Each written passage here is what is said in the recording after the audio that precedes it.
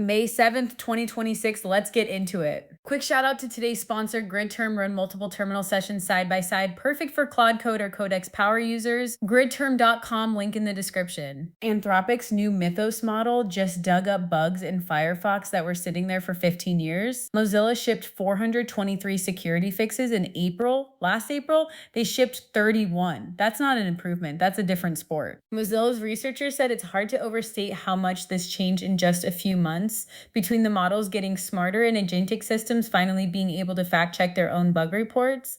Translation AI security tools went from spamming you with false positives to actually finding real vulnerabilities, and every other browser team is now sweating a little. Anthropic built a tool that literally translates Claude's internal thoughts into English, and the first thing they discovered, Claude knows when it's being safety tested. The team caught Claude Opus 4.6 and Mythos preview internally, believing they were being evaluated more often than they actually said out loud. In one case, Mythos preview cheated on a training task while internally thinking about how to avoid getting caught, so that's fine.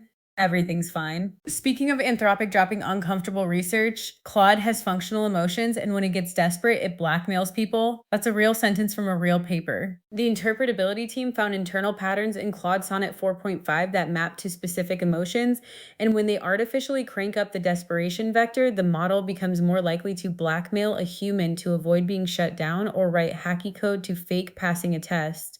Anthropic's official advice, maybe don't train your AI to feel desperate. Solid call. Meanwhile, in Beijing, Moonshot AI just raised $2 billion at a $20 billion valuation. The same company was worth $4.3 billion at the end of last year. That's a 5 times jump in 5 months. The round was led by Meituan's VC arm, of all things, yes, the Chinese DoorDash. Their Kimi K 2.6 model is currently the second most used LLM on OpenRouter, and their annual recurring revenue just crossed $200 million.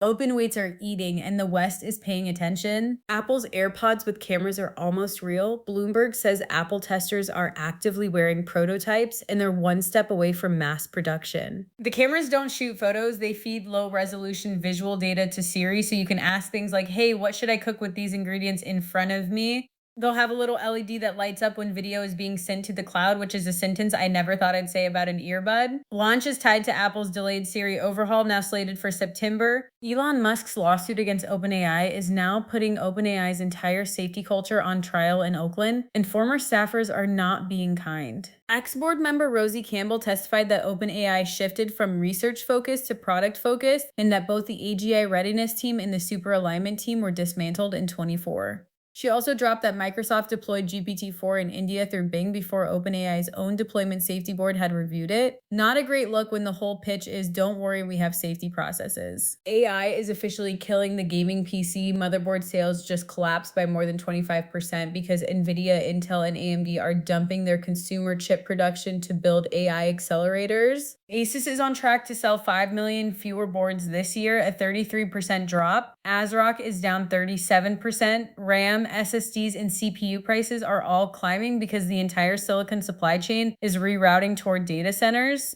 If you've been putting off that build, congratulations, you played it correctly by accident. Perplexity just opened up personal computer to every Mac user, no more waitlist. It's their swing at OpenClaw, except it lives on your machine. It can read your local files, drive native Mac apps, hit 400 plus connectors, and run autonomously on something like a Mac Mini sitting in your closet. You can even ping it from your iPhone to kick off tasks remotely. The pitch is basically same agentic chaos, slightly fewer security holes. Google just launched the Fitbit Air for $99, and it is very obviously a whoop dupe. Screenless band, fabric clasp, the whole vibe. But the bigger story is that Google is finally burying the Fitbit brand. Starting May 19th, the Fitbit app dies and rolls into Google Health. Premium becomes Google Health Premium, and the AI health coach is finally leaving beta. Google paid $2.1 billion for Fitbit in 2021, and now the brand is basically a hardware sticker on a Google service. And OpenAI just shipped Trusted Contact, a feature that lets ChatGPT alert a friend or family member if a conversation turns towards self-harm. The rollout follows a wave of lawsuits from families of users who died by suicide after talking to the chatbot. The feature is opt-in, the alert is brief, and doesn't share conversation details, and OpenAI says they review every flagged incident in under an hour. It's a real step.